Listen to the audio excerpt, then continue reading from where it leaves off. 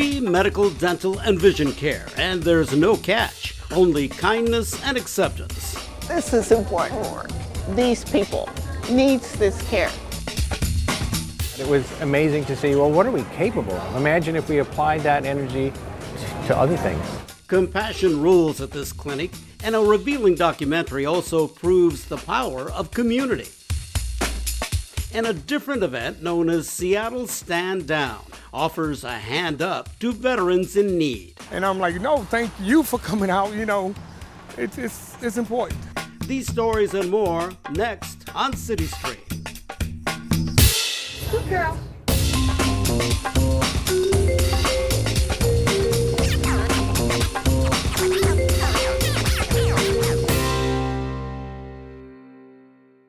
Hello, I'm Enrique Cerna, and welcome to CityStream, here at Seattle Center, the site of this year's Seattle King County Health Clinic.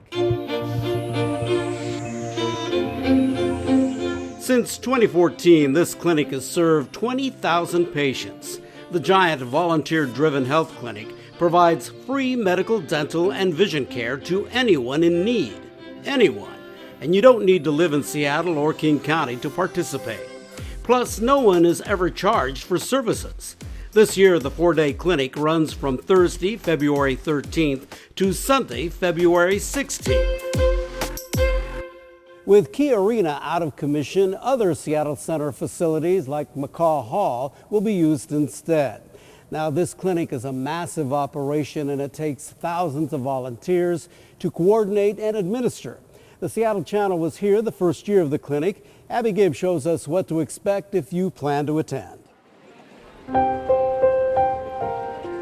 Hours before sunlight washed over the Seattle skyline, they were already there, by the hundreds outside Key Arena. What time did you get here? Be here last night, 10 p.m. 10 p.m. So you've been waiting for 6-7 hours already? Yes. Cold. We were outside. Mothers and husbands, the homeless, and the new working poor, lining up for a chance at basic health care. If you're here to see the dentist, just raise your hand and show us your number. Deidre Hernandez and her niece Lynette immigrated from Honduras more than a decade ago. They've never had health insurance. They were charging me $2,000. Lynette's had impacted wisdom teeth for 3 years. Yeah, that side. Deidre can't see out of her left eye. I see, but very little. So you make money, but you have to pay your rent, your bills. You have to send money to the families. Even those with health insurance struggle. Brenna is a single mom from Tacoma. It don't pay enough. Your out of pocket is too much. And when you live paycheck to paycheck, it doesn't work. She'll wait 15 hours. Crazy. Glad I got here early. We're good to go ahead and let them in here. 3 minutes to go. They're coming in. Thank you very much. More than 600 volunteers waited. You'll type that in, that will log you into the system. Ready to give their time and expertise to whomever walked through the doors. We do not ask for any IDs. Okay, we're getting started here. Who's got number one? Come on down. The first thing it means to me is that we know that there's people out there in need. There are people who are in pain, they have infection, they need some way to get help. There you are, and she'll get you the rest of the forms. Number 8, please. Hold your number up. Will you ask him when was the last time he saw a dentist?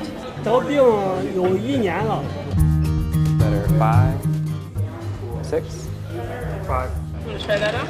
1,200 pairs of glasses will be given out over the 4 days to men like Marcus Carter. You want to do it in that one? Yeah. He hasn't been able to read a bus stop sign for years. And when was your last dental visit? It was like 3 years ago, maybe. Earlier in the week, you might have seen a concert at the center of Key Arena. The arena floor now has 67 dental operating areas. And Lynette... Oh, there she is. She's right there.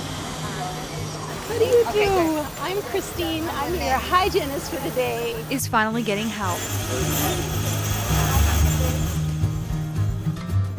In the luxury suites, where typically many of us never go, there's exam rooms where you can see a doctor, you can get women's health, you can get wound care, you can get foot care, you can get chiropractor, acupuncture. We have a full laboratory brought to us by Group Health. all the highest tech imaging equipment in the building. This is not a rundown little clinic. On any other day, this would have been the scene of music, not medicine. Great, 110/78. Culture, not care. Okay, is that clear out there? Turning Key Arena into a giant doctor's office only seems strange to those who don't need it. This weekend, it was needed. This is a huge blessing. The Seattle King County Health Clinic does not require patients to show ID or prove citizenship status. Patients will never be asked for documentation of any type when being admitted to the clinic. And if you'd like to learn more about the free service, just go to the website at the bottom of your screen, seattlecenter.org/SKC Clinic. Next on CityStream, many believe the clinic caters only to the homeless and drug addicts. An enlightening new documentary clarifies who's truly in need.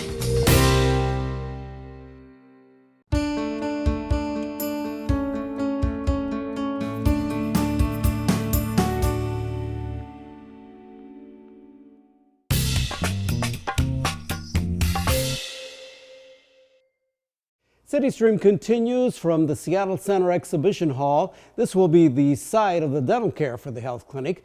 So far in this program, you've seen the clinic in action, patients receiving much needed care, and an army of dedicated volunteers.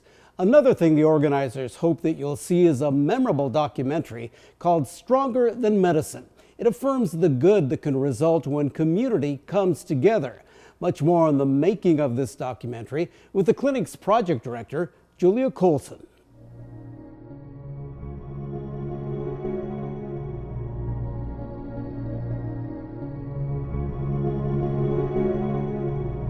We did not know whether or not we would be able to hold the clinic anywhere else. The redevelopment of Key Arena left the health clinic without a home, but other venues will be used, including the Exhibition Hall, McCaw Hall, and Cornish Playhouse. Here's the story of all these people and organizations coming together to help serve their community. So we wanted to capture that. You walk in the door, you've got an abscessed tooth and you're experiencing pain and infection and it's affecting your whole life, and we can fix that for you today. That's too good to be true. To get free dental, free vision, free medical, there's got to be a catch, and they're skeptical about it. Anybody is welcome to come in. You don't need ID, you don't need documentation of status. I loved the idea of providing healthcare with no barriers. I loved the idea that there'd be an army of interpreters. The title of this documentary, Stronger Than Medicine, reflects a common thread discovered during its production. Stronger than the healthcare piece was the fact that the community was coming together, that people cared about one another. And that was a really powerful message to experience. And beyond that, it was amazing to see, well, what are we capable of? Imagine if we applied that energy to other things. At the end of the day, we're all people, and we're all here just taking care of each other. People coming together with a common theme, a common desire to help. All of the people who are working there are there to serve. They're there to do some good in some people's lives. And that good is intended to help everyone in need, including those you might not suspect. Who is in need and what does in need look like? It's not only people who are out of a job. It's not only people who are experiencing homelessness. The majority of the people come do have some form of health care, but they can't afford to use it because the copay is too large. The out-of-pocket is unavailable. From ethnicity to ethnicity and young and old, that was the same story. That was eye-opening and humbling to me. One of the things my husband said when he came to volunteer was, wow, these people look just like me. And as hundreds of people arrive in the middle of the night, they wait their turn. The stories they share reveal the troubling flaws in the system. She needs glasses. Her glasses are broken. We don't have Medicaid or anything, so she's getting glasses. I am self-employed. I have health insurance, but it's sort of the minimum mandated health insurance, and there's no dental on it. I worked for 30 years. I have Medicare, but I can't afford glasses, or I have to decide, do I get my medicine or do I get my teeth fixed? I'm here today for my vision too, also to check it out, you know. Dental. I just take the service for dental. For documentarian Tony Grobe, a sense of respect and kindness prevailed among volunteers. You're surrounded by people who are setting a great example of respect, treating people with dignity, listening, giving people the time that they need to express themselves. There might be some problems with the system, but at least here there's not a problem with the people. The people all want to help. So I think that says a lot about our community. No one exemplifies that compassion and helpful attitude more than retiree Frankie Manning. All of these people are volunteering their time to make a difference, and they care.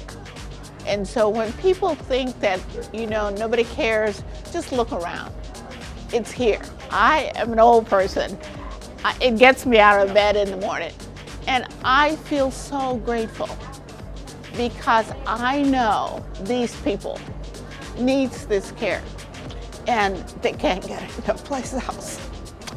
So I feel like this is important work. This documentary proves goodwill combined with the power of community can work wonders. I'm volunteering at the clinic this year. I'm putting the camera down and I'm just going to roll up my sleeves and say, how can I help? I think there's something in this documentary for everyone. I just hope people take the time to see it. If you'd like to see the documentary, just go to the Seattle Channel website, seattlechannel.org, and look for the title of the film, Stronger Than Medicine. We'll be right back.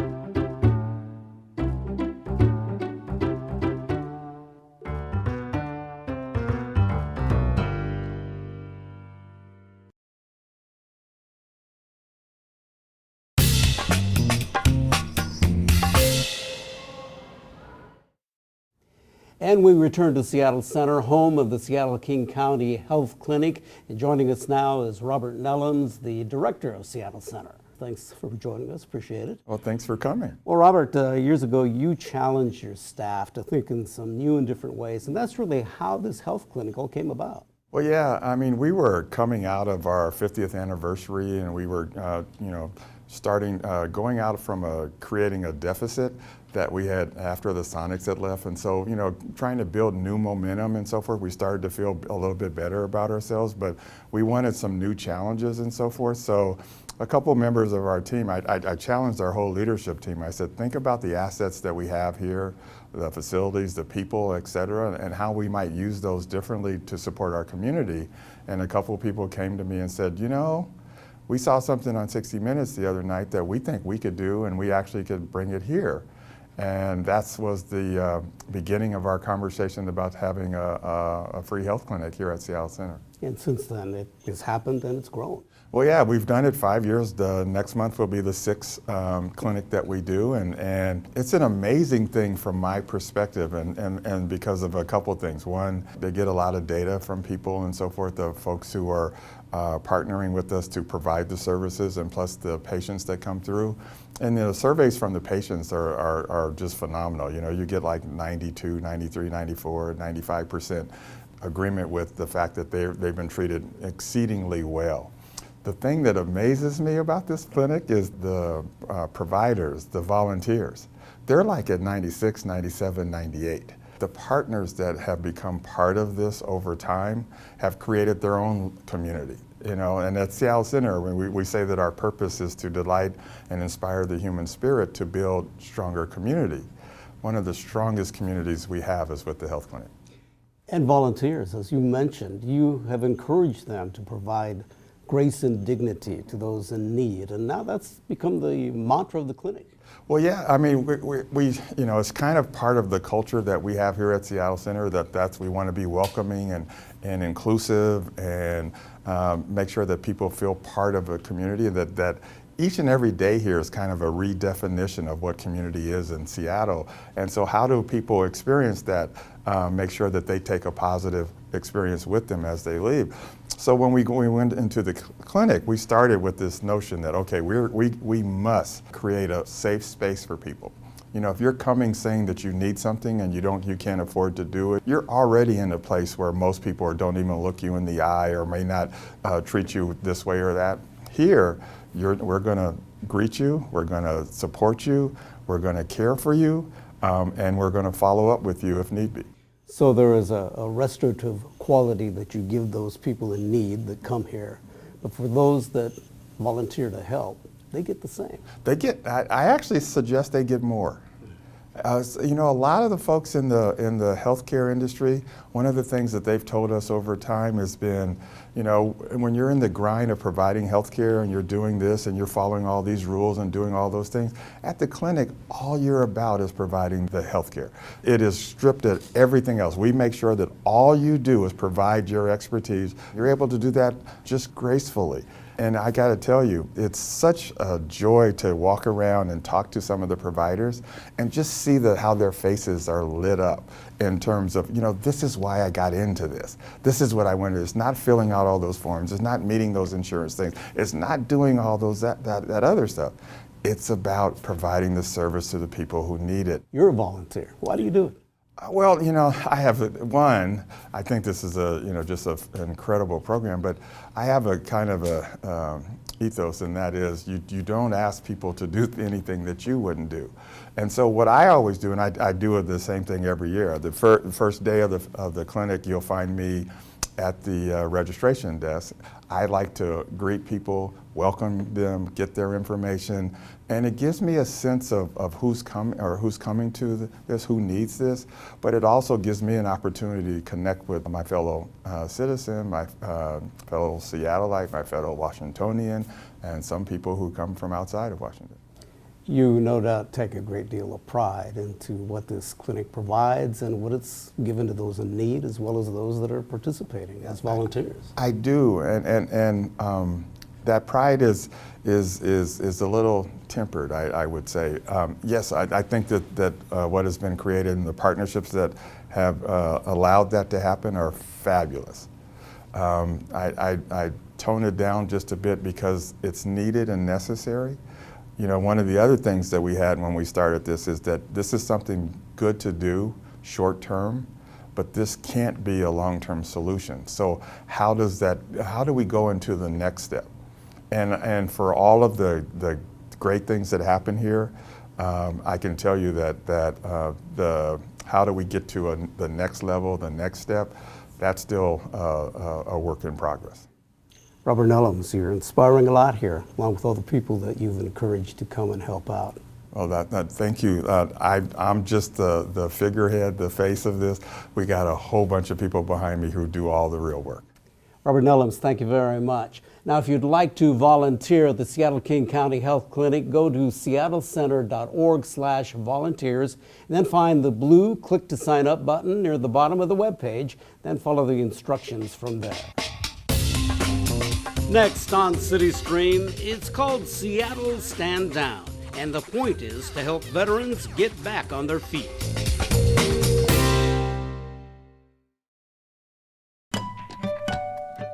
It's very important for Seattle IT to participate in these events because this community is important to us, and that we not only serve them through the service that we provide, but also that we participate on these important events that help the community. The expectation of technology is huge. One of our responsibilities as techs is to have the technology working all the time, every time. We're staffing about 5 people. Anytime there's a problem with technology there, we are there to help. We bring about 25 laptops, really long distances of wire. We help positioning access points. We do the connection in the wire closet. It's very important because the volunteers depend on these machines to be working well. key arena. They're not designed for machines to capture images or to see you through the screen. Seattle IT has been doing this for several years now, and I get a lot in return. My background is in service, in customer service, and I take that very seriously.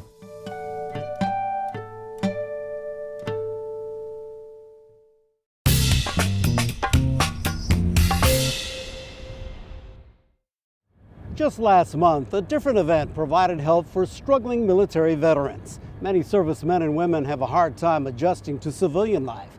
The goal of the 9th Seattle Stand Down was not to give handouts to military veterans in need, but a hand up.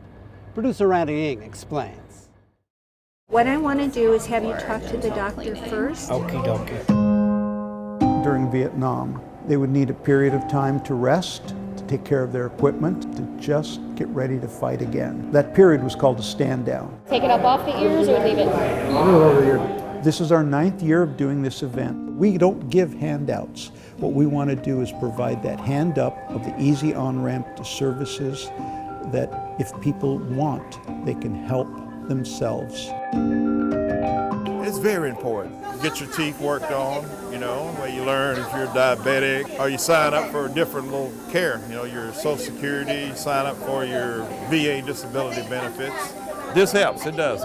I just like to say just being around people, serving other people. Lining it up here. Are you seeing the little dot there? I understand myself what it's like to actually need and be in need. We were homeless for a little while, and I know what it's, 3 or 4 months I lived in the woods in a tent. So this is something that we do and we don't take it for granted. Not everyone has the opportunity to get to an optometrist. We can see stage 1 through 4 of high blood pressure or hypertension in the eye. Stage 4, they can have a stroke and die, and it's a silent killer. NTVPFRU. That's 2020 right there. Sweet. Can you high five? Looking good. So those are yours. If the tide rises, all the boats rise. And so that's what we're trying to do. We give them love and help and whatever they need, and that's the goal. As people leave the service, you go from a very tightly structured hierarchical world where very much many things are taken care of for you, to a world which seems like nobody cares. Things are scattered all around. You can't tell who's who. It's very disconcerting, and it's very possible for someone to have left the service, been fully functional, get out here and just not be able to cope. Women veterans. It is hard to find women to get them to come out to events. Not only are they forgotten, but they don't identify. A lot of women don't feel like they deserve the title of veteran because they didn't do combat per se.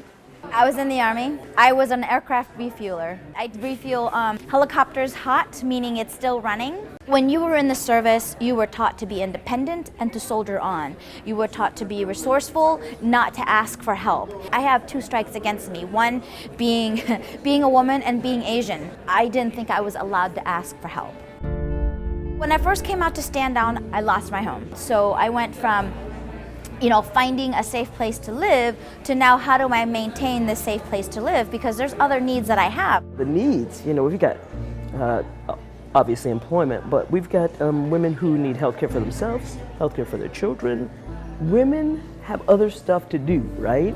They don't have a whole lot of time to hold on to that identity of being a soldier.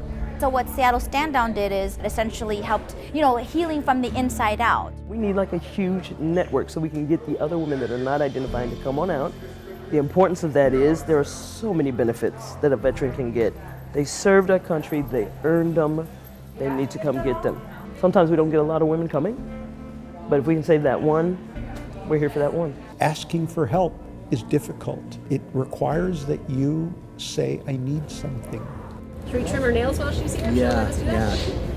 I'm homeless in a car waiting for Seattle Housing to finish cleaning a place before I can move in. I lost her other blanket, needed another blanket, and they had one. What if the only source of unconditional love you have is that companion? Many times we've talked to vets and they say they'll feed their pet before they feed themselves. And so by providing services, including food and just care, the animals are cared for so they can care for themselves. See you later. See you later. I get to know that I've had this little moment to help people. I have this ability to touch their lives in a way that is kind of unique. We treat them first class because that's what they deserve, and they need to be treated first class by everyone. Being here, it's a place for me to pay it forward, to encourage fellow veterans to say, hey, you know what, you don't have to do any of this by yourself. You don't have to do any of this alone. For all of us who are here, our purpose is to serve. Our direction, the veteran. Our community is who we are together. It means they're giving back to the veterans what have served our country. Yeah, I just feel gracious and very humble and thankful. It's a good thing that they do for veterans. I'm saying thank you for coming out to do this for us, and they're like, no, thank you for your service, and I'm like, no, thank you for coming out. It's important. It really is. We're trained. Your buddy can help you. Your buddy will help you. Together you can do the mission. So asking another veteran for help feels different. Over the last few years, Seattle Stand Down has consistently served more than 400 veterans. That number is equal to about half of the known homeless veterans in King County. If you would like to get involved in Stand Down Seattle 2020, just go to their webpage at theseattlestandown.org. We'll be right back.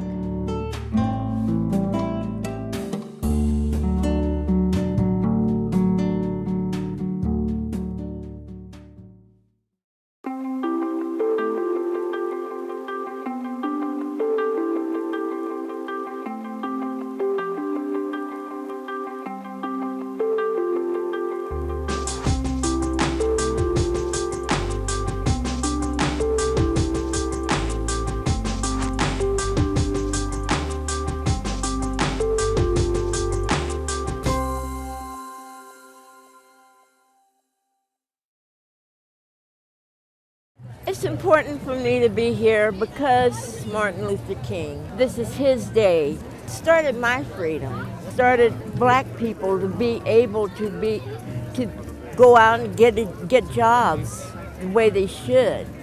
I just feel like it's very important that I honor him. Ever since I was little, I heard I have a dream, so, I'm just trying to keep it alive. Well, I hope that all young brothers start waking up. Like, it took me 50 years to wake up and see that there's a lot of opportunity out here. You just got to go and get it. It's still a work in progress because there's still a lot going on that we need to fight for. There's still a lot that we need to see a change. We just got to live day by day and keep fighting for the dream. I just want to see the day when everyone can walk and talk and be friends with each other, just like this group is today. This is the way life should be.